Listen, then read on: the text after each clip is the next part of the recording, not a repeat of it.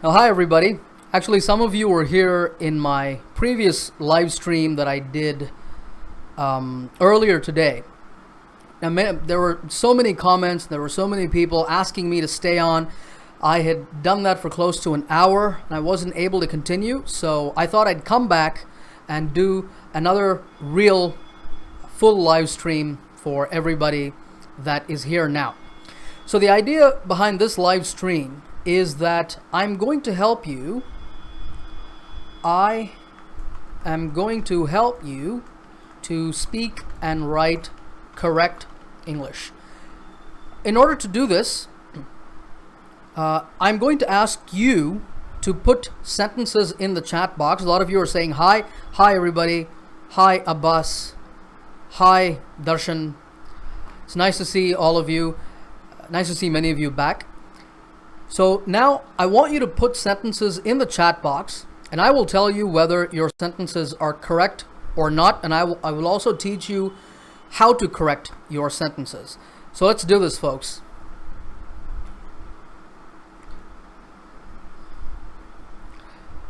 All right, everybody's still saying hi, so I'm going to say hi, everybody.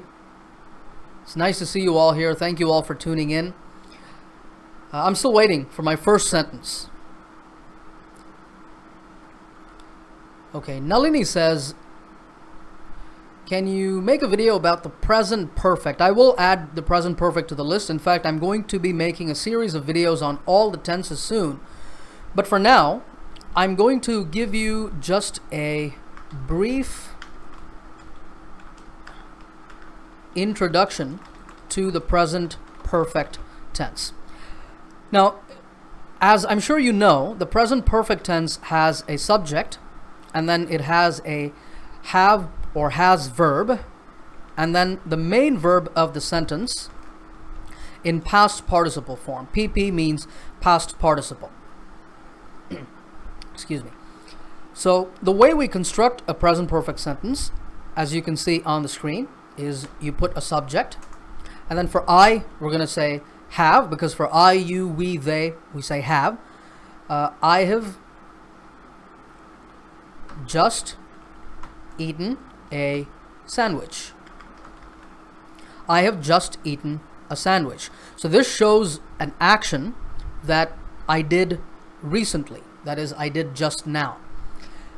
The tense that people often get confused with the present perfect is the past simple. So this is present perfect. The past simple, on the other hand, has a subject, and then it has the main verb of the sentence in its past form, that is, in its V2 form. Okay, whereas in the present perfect, we have the V3 form. So how do I make a sentence similar to this, except in the past simple tense? Well, I say, I ate a sandwich. Now, the difference between these two tenses, and this is very important, the difference is that with the present perfect tense, we don't mention the exact time that something happened. However, with the past simple tense, we do mention a time. So, I ate a sandwich. So right now the time is 10 o'clock where I am, so I'm going to say I ate a sandwich at 9:30 p.m. I ate a sandwich at 9:30 p.m. So here you have a specific time reference. You don't have that specific time reference in the present perfect because we don't want to focus on the time. We want to focus on the fact that the action has been completed recently. So that's a very important point with the present perfect tense that you should keep in mind. Okay, Khan says, I just, okay.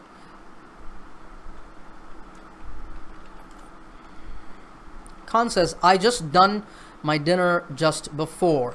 This sentence is actually not correct. Can you say why the sentence is not correct? It's not correct because there is actually a kind of a mixture of tenses, because there's no have or has verb here. That verb is called the helping or the auxiliary verb. And there is a V3, a past participle verb. Okay. Now, for one thing, we don't say done with dinner. What we can say instead is, as I've said here, I've said I have just. So you can say I have just eaten my dinner. I have just eaten my dinner. Alternatively, you can say, and this is a point that initially you might find a little confusing, you can say, I have just had my dinner. Now you might be wondering, why do we have a had here and we have a has here? Now there's something you need to know about any sentence where you see two have verbs like this. Now I'm going to remove the just because it's not important. I have had my dinner. What does that mean? It means the same thing as I have eaten my dinner. So you can see that this verb had stands in place of the verb eaten. So had equals eaten. I have had my dinner. I have eaten my dinner. I have just had my dinner. I have just eaten my dinner. That's what it means.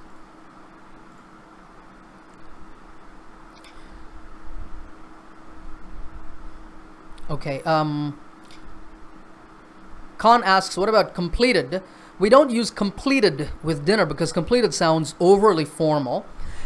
Jafar says he has had his dinner now.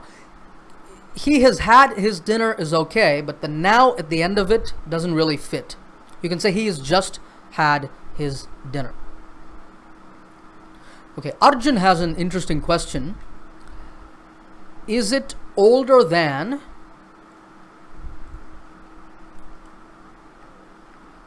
Let me change the font color here real quick. Older than or older to? Elder than or elder to?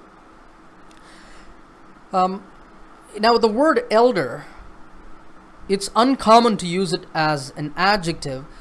Usually we use it as a noun, as in children must respect and obey their elders. So you see that the word elders is a noun here.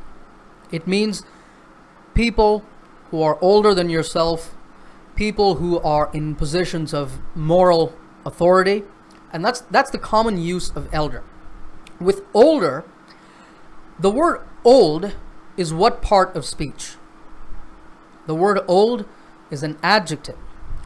So older is a comparative form of an adjective. So with older or any comparative, prettier, bigger, smaller, etc., you must always use than. So older to,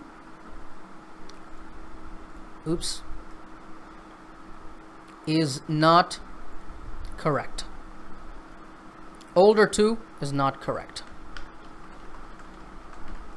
Older than is correct. Older than, younger than, and so on. There's another question from Prakash about the sentence that we just discussed, the present perfect tense sentence. Just now had my dinner.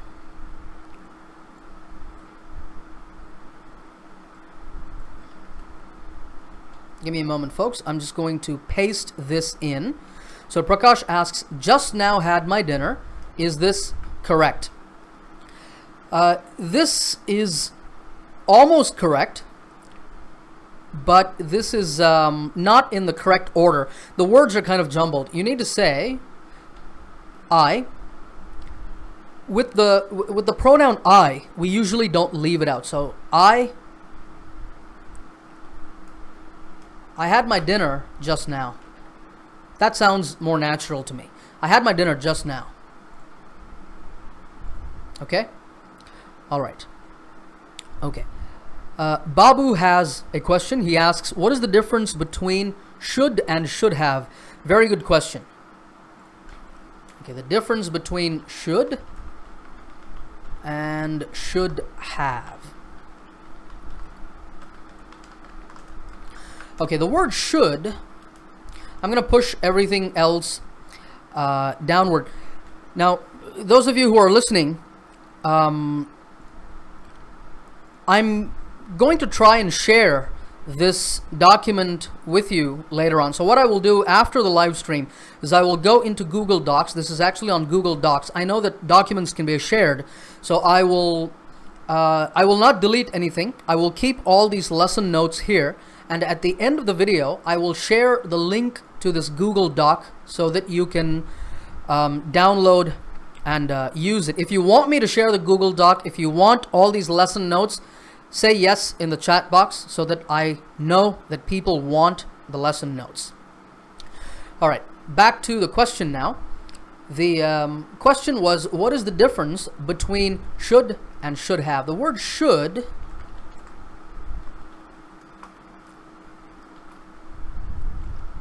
is used to give advice. That's the most common use of the word should. Excuse me. Now let's say that I'm coughing. Oh man, I feel terrible. Now if that was happening, you could say, you should go and see a doctor. You should go and see a doctor. Now here, this is not a moral obligation. It is not a duty. So I'm not morally obliged to go and see a doctor. I don't have a duty to see a doctor. Rather, this is advice. So your advice to me is to go and see a doctor. That's the good thing to do. Let me give you one more example.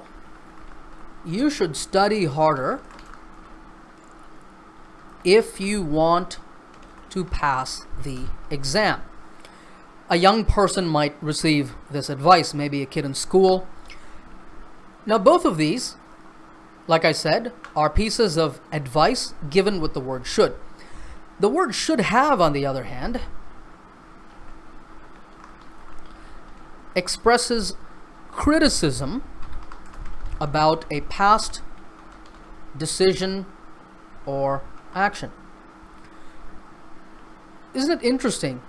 What I found interesting was that Google Docs said that I had spelled this word wrong. It underlined this word in red, and then it realized, oh no, this is the correct spelling, and took that underlining out on its own. In any case, should have expresses criticism about a past decision or action. Now you remember this sentence that we just looked at, you should go and see a doctor. You just gave me that advice. Let's say I didn't go and see a doctor. Okay, so tomorrow we meet and I'm coughing even worse. I'm coughing all over the place. And now you might say, see, I told you, you should have seen a doctor. That means yesterday I told you to go and see a doctor, but you didn't. So now your health or your situation has worsened. It has become worse. So you're criticizing my decision to not go and see a doctor yesterday. Similarly, you should have studied harder. So you should have studied harder. Does that mean the kid passed the exam or did he fail the exam? What happened? Let me know in the chat box and I will tell you if you are correct or not. So that's the sentence once again.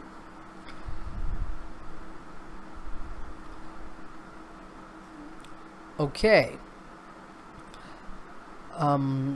Yeah, please, Krishna, can you please post the question once again, because I just got done with another question, so I can't actually see your question.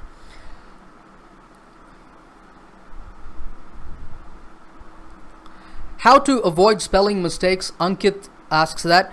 Ankit, the best way to avoid making spelling mistakes is, first of all, you have to become aware of your own spelling errors. The best way to do that is go over your writing regularly, on a regular basis, maybe once a week or twice a month, whatever, with whatever frequency you can. Look at your own writing and identify spelling mistakes that you make. One other thing you should do is note down the spelling errors that you regularly make and learn the correct spelling. These 2 steps will help you to avoid spelling mistakes. Those of you saying the kid failed his exam, that is correct. He failed his exam. He didn't study as hard as he should have studied. So now we're criticizing his past decision. That is that he simply did not study, and now he is reaping the reward. He is facing the consequences of that. Okay, Chris has a somewhat complex, a little more advanced, difficult sentence. I think it's interesting, so I'm going to take that sentence. Take a look at this. His voice, hardened by sarcasm, could not hide his resentment. Chris asks if this sentence is correct. I'm going to do a very quick analysis of this sentence because it has some useful grammar and some interesting vocabulary. Yes, this sentence is actually correct. Now, basically, this sentence, the basic form of this sentence is this. His voice could not hide his resentment. What does the word resentment mean? Resentment. Resentment means bitterness, especially bitterness about the past. That is the feeling of being bitter, the feeling of not being happy. Having some lingering, some existing feeling, some negative feeling about the past. So his voice could not hide his resentment means that when he spoke, he was not able to suppress that bitterness in his voice. It showed in the way that he was speaking. Now the sentence has this part in the middle of it, hardened by sarcasm. This is actually a relative clause. And it is a non-essential relative clause. I don't want to get overly technical. Let me quickly explain that point for you. It is a non-essential relative clause, which is a relative clause. It can also be called an adjective clause. The reason we say it's an adjective clause is because it acts as an adjective. It gives information about a noun. In this case, hardened by sarcasm gives information about his voice. Voice is the noun here. So this is an adjective clause, and it is non-essential because it can be removed from the sentence. So it's a relative or adjective clause which can be removed from the sentence. You remember that I didn't have this part in here, right? I didn't have it in here. His voice could not hide his resentment. So the sentence makes sense even without the relative clause. But what happens when we put it in there? What this does is it tells us something about the noun. And what it says is hardened by sarcasm. So the first thing you know about the voice was that it was hardened. Maybe he was speaking harshly. And that was because his voice had sarcasm. Do you know the meaning of sarcasm?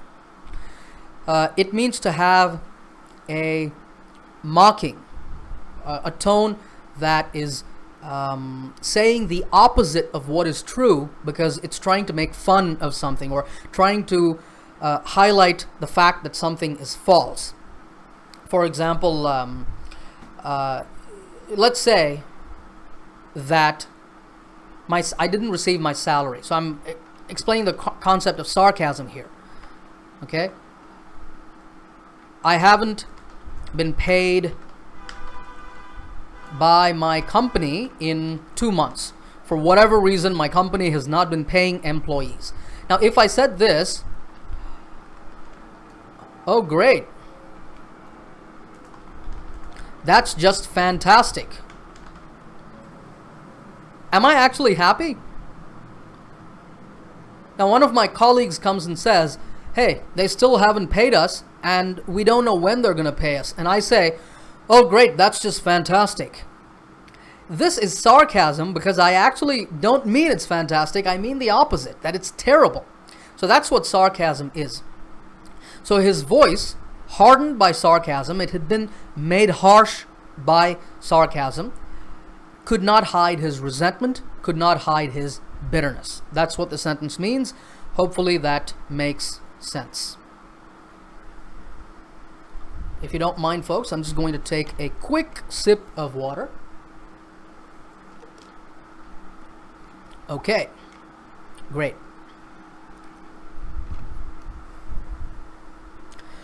Ridhima says, I don't know what's the use of having a live chat because most questions are going to go unanswered. Unfortunately, I realize that I'm not able to answer all the questions. But the problem is that I'm getting so many. I'm trying to answer as many as I can. One thing I will do, I will make a note of all the questions that all of you are submitting, and the ones that are most common, I will try and make future lessons on, not just in a live stream, but I will make a prepared lesson on. But if you don't get your question answered here, you can always ask me your questions in the comments of any of my videos. I try to make sure that I answer all the comments. All right. Danny asks a question related to the previous discussion. How should we use should have and should have been? Now, should have been is not really should have been is not really different from should have. Now, if you remember this sentence, you should have studied harder for your exam. That means the kid didn't study hard and maybe he failed the exam. Here, notice that we have three verbs in this sentence. The verb studied is the main verb. Have is an auxiliary verb. Should is also an auxiliary verb, but these two act as a single unit. Should have. They express criticism about somebody's action or decision in the past. So again, what we have is two auxiliary verbs, modal verbs, and a main verb. Now, when you use should have been, all you are doing is you are substituting the verb be for the main verb in the sentence. So, you should have been more serious about your exam. You should have been more serious. That means the kid wasn't serious. So, in a sense, both of these sentences mean the same thing. Just know that when you have should have been, the been is the main verb in the sentence.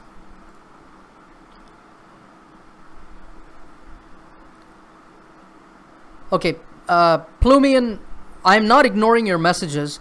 I actually just saw this message of yours. The thing is, I'm getting so many comments, which I really appreciate, folks. I appreciate all of you being here, but it's just really hard for me to keep up with so many comments, but I'm doing my best. Okay, I will try to answer all the questions. Sai Bhargavi asks, why can't you provide a book on all these concepts? It's a good idea for the future. I will consider that. I haven't really given thought to writing a book yet, but I will consider it. Thank you for the suggestion. Thank you, Anand. Please explain ironically.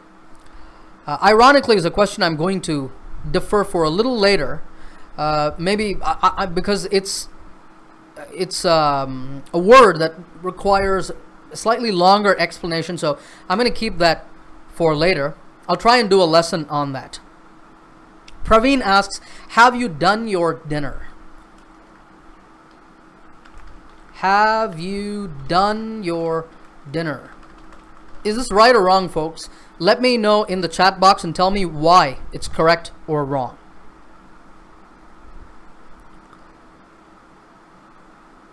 Okay.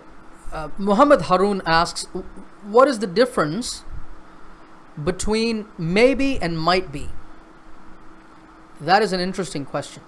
Okay, the difference between maybe and might be, there's really no difference. Maybe equals might be. In most situations, these are interchangeable. So you can say, it may be raining outside. We're making a guess. And you can also say, it might be raining outside right now. I'm going to put the periods or the full stops there. So both of these are guesses, and both of these mean the exact same thing. Okay, have you done your dinner is wrong, folks. Those of you saying it's wrong, pat yourself on the back, because we don't use the word done to mean eaten. So have you had your dinner or have you eaten your dinner are both correct.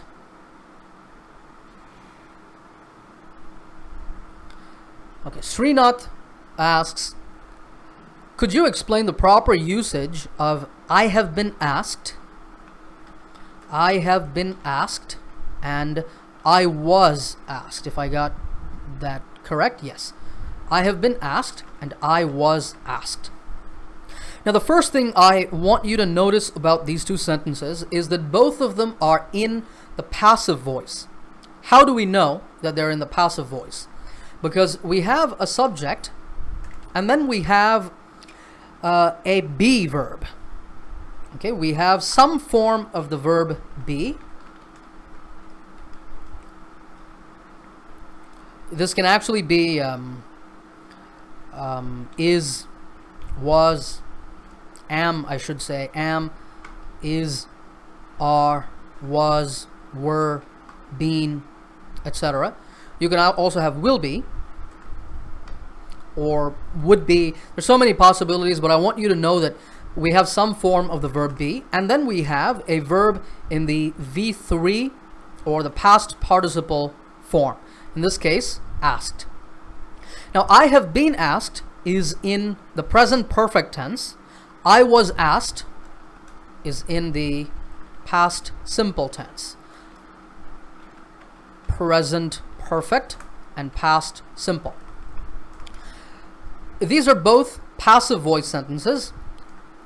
The active voice sentence would be, let's say she asked me. Oh, sorry. She has asked me to do something. Okay, she has asked me to send her the report by tomorrow evening. I was asked, she asked me.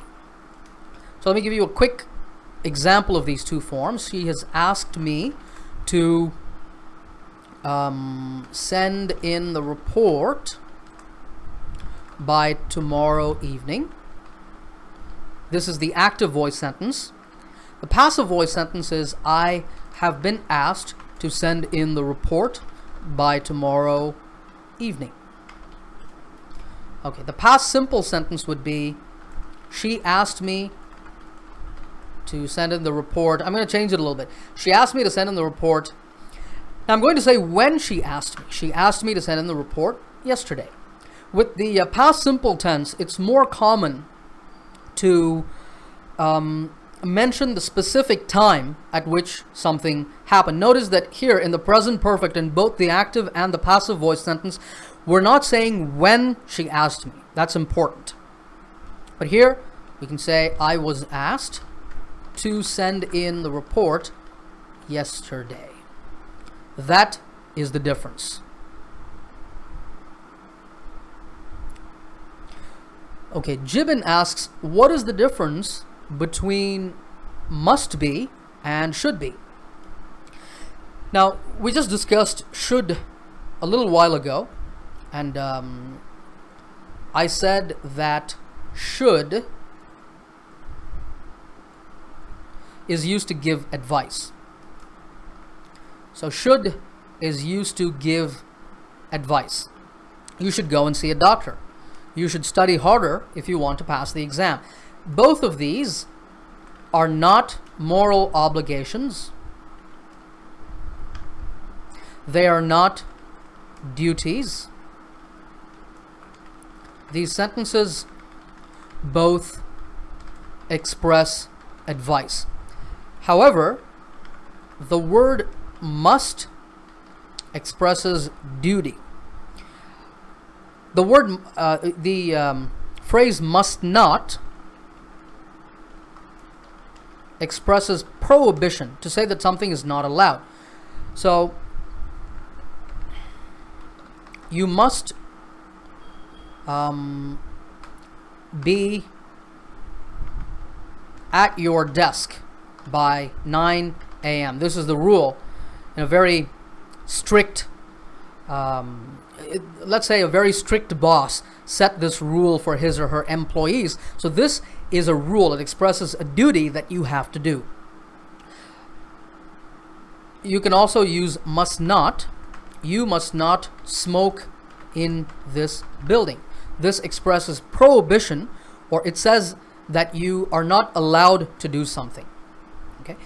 This is the difference between should and must. Should expresses advice, must expresses duty or prohibition. Amit asks, could you explain the uses of could and would?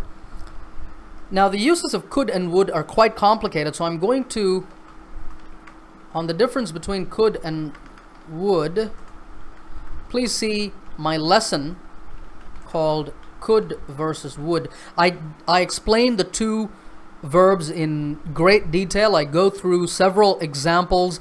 I explain all the uses of these two verbs, so please go and have a look at that lesson. The reason I don't want to take this question here is there's so many uses, and it's such a big topic that you will benefit more by watching the detailed video.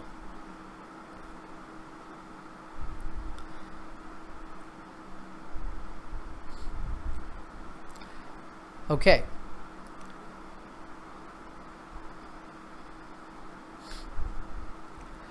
Tarun, I'm not able to see a lot of previous comments because there's so many. You're gonna have to ask the question again, I'm afraid. Thiru asks, how to speak English spontaneously? Okay, how to speak English spontaneously.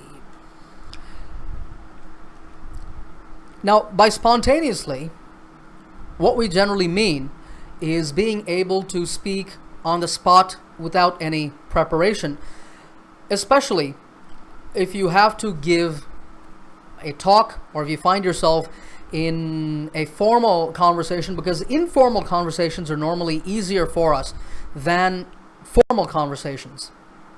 So at the workplace, in school, when you have to give a speech, how do you speak spontaneously? That's the question that I get most often. Spontaneity, being able to speak without preparation, is a skill that you'll have to develop over time. It's not something that you can develop overnight. However, as you develop that skill, there's one very important thing that you should do that can improve your fluency almost instantly, and that is speak slower, because speed is not the same thing as fluency. You can be talking slowly. Now you notice that I'm talking a little bit slower than I was before now, but still I'm speaking reasonably fluently. I'm not disfluent. I'm not struggling, searching a lot for words or anything like that. I'm still talking pretty spontaneously. So the thing that you should do in conversations is notice the speed at which you're talking. Become aware of your speaking rate and consciously lower that speech rate of yours. What that does is it helps your speech organs to keep up with your brain, because oftentimes, because we want to speak faster, we try to speak faster. You see what happened to me right there. What happened was my mouth tried to move faster than my brain. That is often the source of the problem for English learners. So my advice to you is practice speaking slower. Another thing you should do is learn fixed expressions. Learn stock expressions. I have a lesson on this. See my lesson called 100 sentences that you can use in everyday conversation. When you learn lots of stock phrases, if you find yourself in a conversation, you find yourself getting stuck, you find yourself blocking, not being able to speak spontaneously, these sentences will come to your rescue. They will save you in that situation. So these are things that you should absolutely do.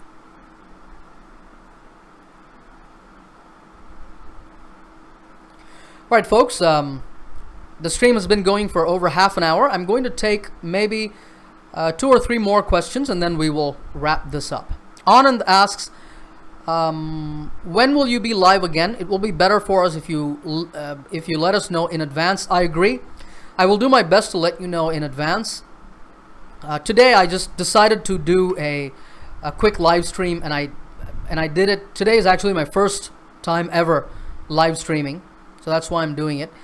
But I will do my best to let you know in advance when I'm going to be streaming live. Okay, Sanjay asks, what is the difference between despite and although?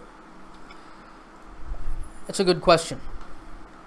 Despite versus although.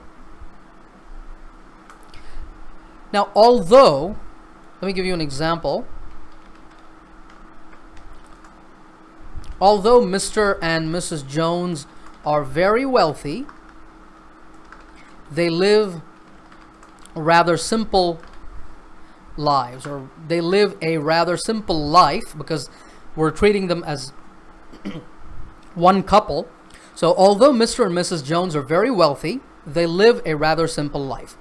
The word although here, notice, comes before this entire clause. Mr. and Mrs. Jones are very wealthy. That's a complete sentence.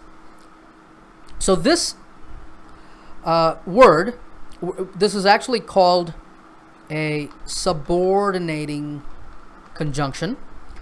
This subordinating conjunction comes as part of this clause, and it is followed by what appears to be a complete sentence. But we can rewrite the sentence using despite. Okay, let me just say that this is although. Despite their great wealth, Mr. and Mrs. Jones live a rather simple life. Despite their great wealth. What we have here, so with although, we had a clause. With despite, we have a noun phrase. Their great wealth is a noun phrase. There is a possessive determiner. Great is an adjective. Both of these modify the noun wealth, and together these make up a noun phrase. So this is the most common difference between these two linking words. Although is followed by a clause, and despite is followed by a noun phrase. Okay, Vikash says, explain punctuation, please. I have a complete master class on punctuation in my channel. It's actually my most recent video, I believe. I will give you the link to the video in the description. You can see the video, not in the description, pardon me, in the chat box. I have put the link. Plumian of Bethlehem, I'm going to try and find your comment so that you're not sad. I see you. I see that you've posted a sad face in the comments. I have explored on such and such things. So Plumian asked this question. I have explored on some topic. Okay, I have explored on world history. Is this right or wrong? What do you think, folks? Let me know in the comments. Hannah, I'm terribly sorry that your question has gone unanswered. I will try and find your comment. Okay, so I've been struggling with writing since childhood. What do I do? Now, the reason that people often struggle with writing is that they don't follow the correct process for writing. Now, writing has a certain set of steps that you ought to follow. Okay, and the steps that you ought to follow are called power. This is the power writing process. I have done a lesson. You should go and have a look at the lesson. I explain the process in great detail, but very briefly, P stands for plan. So before you write, you brainstorm ideas and just come up with a basic outline for what you're going to write. Then you organize your ideas. That is, you put your ideas in the right order. Then you put pen to paper and you write. And then you evaluate for any mistakes. And finally, you review. That is, you read what you've written one final time. If you follow this process, writing will become easy. So go and have a look at my lesson called Power Writing. Oops, I did something wrong there. I explain the process in much better detail in that lesson. Okay, I have explored on world history. Is it right or wrong? It is wrong. Explore is not followed by on. I have explored world history, I don't know, in depth. Actually, this sentence is a little unnatural because we don't usually talk about exploring world history like this. So let me say, I have explored the Amazon jungle. I have explored the Amazon jungle. I have gone all around the jungle and I have studied the jungle. That's what it means. Okay?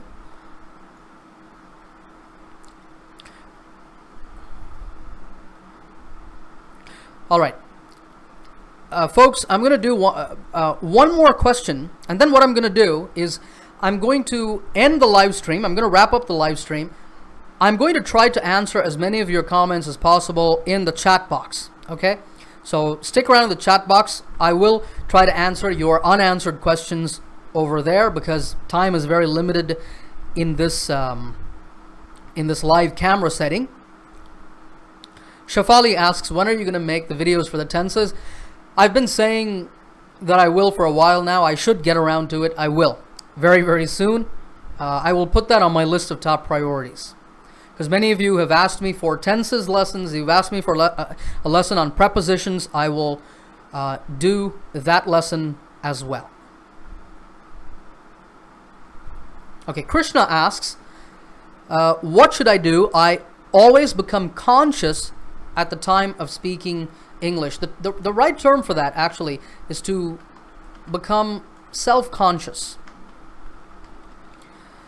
That is, you're focusing so much on what you're trying to say that it hampers or it harms, it impedes your fluency.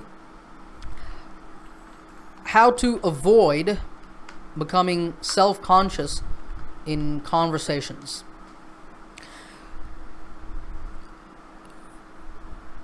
The best, the reason I'm hesitating a little bit for this question is that the reason we often become self-conscious is not really a linguistic limitation. It's not a language problem. It's not that we lack vocabulary or grammar, because this happens if you look at the entire group and the entire community of language learners. This happens to the best of us. We all become self-conscious every now and then. The reason it happens to us is that we become self-conscious because we are afraid of making mistakes. The only real solution to this problem is to become comfortable making mistakes. Become comfortable making mistakes, because no matter what you do, mistakes will happen. So please just accept that that's just what's going to happen, and you have to plow through your mistakes and keep going forward on your path to learning. In order, however, to make fewer mistakes, focus on getting lots of meaningful input. These can be reading books, stories, novels, and so on, watching English language movies, TV shows, etc., and practice becoming aware of language structures and new vocabulary, and try to incorporate means to include that in your own speech and writing. You will become fluent, spontaneous, and talk without hesitation with time and practice. I believe that. I believe in you because I have been in your shoes. I am a language learner. I know you can do it. So keep the faith.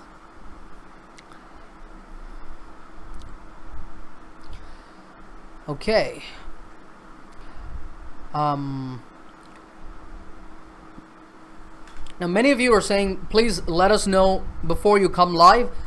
I will do my best to do that. I should have tried to let you know. This is my first day live streaming, so I'm just really excited. I'm really enjoying being live here with all of you. This is a fantastic experience. But going forward in the future, I will try to let you know ahead of time when I'm coming online. Okay? All right, with that, folks, I am going to wrap this up for today. I'm going to sign off here, but I will still be available for some time in the chat box, and I will try to answer as many of your questions as possible. Thank you very, very much for tuning in. I do this for you, and I'm very happy to know that you are finding the lessons helpful and that you found the live stream helpful. At this point, I'm rambling on and on and on. I should cut myself off. Before I do that, one last point. I will try to share the lesson notes.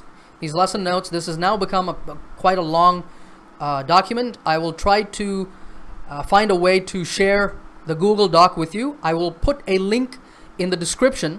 So find the replay of this live stream and you will get the lesson notes there. All right, everybody, take care. Happy learning as always, and I will see you in another lesson soon.